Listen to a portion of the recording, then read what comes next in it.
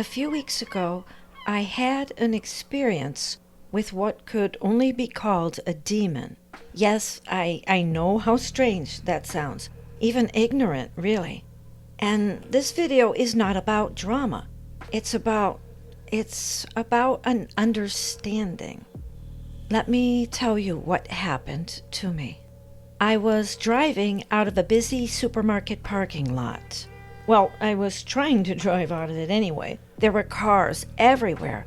I was stalled in a line trying to pull out of the place, and there was a line of cars trying to pull into the lot at the same time. I had an opportunity to move my car up to the final spot before the stop sign so I could then pull out. But just then, a car came whipping down the entrance to go in, and apparently I did not move fast enough for him. Now, when people lay on their horns or give the finger or they yell an insult or whatever, I don't even pay attention. Most of them are just crazy out-of-staters anyway. But I'm in my own world. I don't even pay attention to it. But when I pulled my car ahead, the man who was barreling in like a race car driver slowed his car down, rolled down the window, and calmly asked, "Now, why would you want to do something like that?" Well, this put me off guard. This wasn't an irate driver, or so I thought. His question sort of filtered in hazily, and I went ahead and did something that I never, ever do. I rolled down my window. I looked at him for a moment to register the question, trying to understand what he was talking about. I looked at the large space between us and I said, "I think you have plenty of room to get by," which he did. Oh my God, that is when literally all hell broke loose, and I mean hell. I have never seen someone come unglued like this man before, and I am not young. In all my years, I have never seen such a bizarre transformation. All of a sudden, he just blew up. It was like his face had been zippered shut up to that point. And then someone pulled the zipper down, revealing this crazed demon inside. This man was literally possessed. I have no doubt about it. He started screaming at the top of his lungs. I couldn't even make out most of the words. His eyes were bulging. I swear I thought they were gonna just pop right out of his head. And his teeth were bared like a wild animal. His face was scarlet red. I started to slowly pull in one direction and he pulled in the other because we were still in traffic, thank heavens. But the screaming didn't stop. And as he drove further and further away, I could still hear him screaming profanities all through the large parking lot. Well, I got out of there as quickly as I could. I don't usually let people upset me. I usually just let whatever they do, I just let it roll right off. I'm usually pretty much in my own world, and I just don't notice them.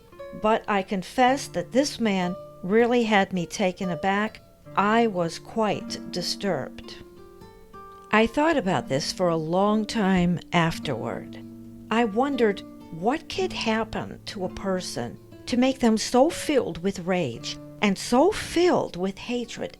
Because honestly, I believe that if the situation were different, like if we had been alone somewhere and he had become this enraged, he would have killed me. I really believe that. And that's a horrible feeling. You know, in ancient times, it was quite common to believe that people could become possessed by demons or spirits. These spirits would cause them to become insane or do crazy and terrible things. Or maybe they would make them come down with a horrible disease or make them strange and withdrawn. And all of this was normal. Not good normal, but normal nonetheless in the ancient world. Just about everyone knew someone who had become possessed, and they would bring these people, these possessed people, to holy men to have the demons expelled. But here in our so-called modern world, we explain these situations as being mental, emotional and or physical illnesses. I have a scientific medical mind, and that is what I have always believed. Although I have often wondered about the comparison between the old world and the new. Isn't it funny, I would tell myself, that the ancients thought it was spirits causing bad weather or causing disease or insanity? Well, they just didn't understand. They did the best they could, and that's what I told myself. But then I saw the man in the parking lot. I don't think my description does it justice. Was he insane? I suppose you could say so, yes. Flipping from a completely normal countenance to one of seething, shaking, and screaming insanity would certainly indicate mental illness in this world. We could call it that and neatly close the case. But something just feels different about this. Something is wrong. This man completely changed in front of me. Not just a bit of color or sweat or a loud voice or a frown. He changed completely into a raging, hideous beast. If I hadn't seen it with my own eyes, I never would have believed it. He didn't even look human anymore, but it all happened so fast. So what are we to make of this? Is there such a thing as possession? I don't enjoy thinking that there is, and I've never really thought so before.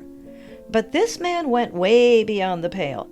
And what's more, I felt this invisible, dark hand reaching toward me while he was engaging me in conversation. It was suffocating, strangling almost. Fortunately, our cars continued to move away from one another because we had no choice because of the traffic. And I was able to leave what I can only call a presence. And not a moment too soon. I was quite disturbed about this for a long time afterward, which is also something that I don't usually allow to happen to myself, but it seemed a bit beyond my control. Eventually, it faded, and here I am now telling you about it. I think we are all born much more different than we think, much more different than we're allowed to believe we are in today's woke world. I mean, we all have to be exactly the same these days, right? But we are very different from each other, really. If people can be born with a propensity for math or science or art or philosophy, why can't they be born with a predilection for darkness? Perhaps it's a birth defect we don't even know about yet. Maybe some people are born with the natural protection of their psyche missing. And maybe that's why they become insane or possessed, depending on which century you live in and how you want to call it. Same thing as far as I'm concerned. Just a different way to express it. I believe that some people are born to be in the light. And I believe that some people are born to be in the darkness. They're born for it. I also believe that sometimes, on occasion, we can change that designation. But the change takes a tremendous amount of time and effort, and most people are not willing to put that kind of work into it. I'm fully aware that this kind of thinking can be dangerous. It's an us and them kind of thinking. We're the good guys and they're the bad guys kind of thing. We're saved or chosen, as the saying goes, and the rest are just subhuman. Yeah, I know how dangerous this kind of thinking can be at times if you're not paying attention. But I am paying attention, and I don't believe any one of us is any better than anyone else, but I do believe we're very different. If this past election in the U.S. hasn't shown you that possession is possible, then you haven't been paying attention. I think the best thing to do is to find your tribe. Find what camp you're in and then be in that camp.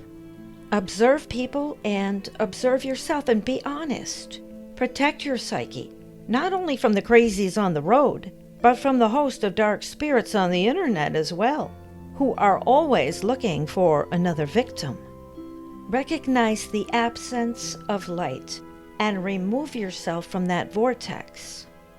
I tell you, I'm a believer now. I'm not going to be paranoid about it, and I hope you won't be either.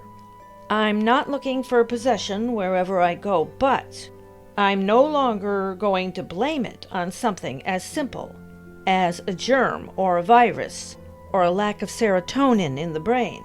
I'm going to see it for what it is, and frankly, I think that will make it much easier to deal with.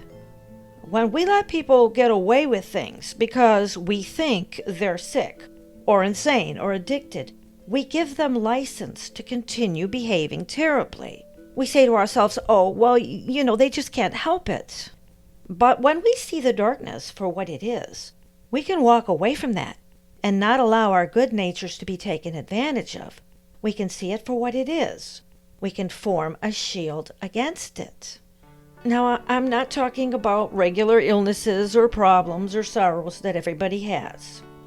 And in fact, the human body will cure itself of most illnesses given half the chance. Even chronic, ongoing illnesses are managed by people without them going off the deep end. I think you know what I'm talking about here, though. There are things out there. Give them no quarter. Be brave. Remember this.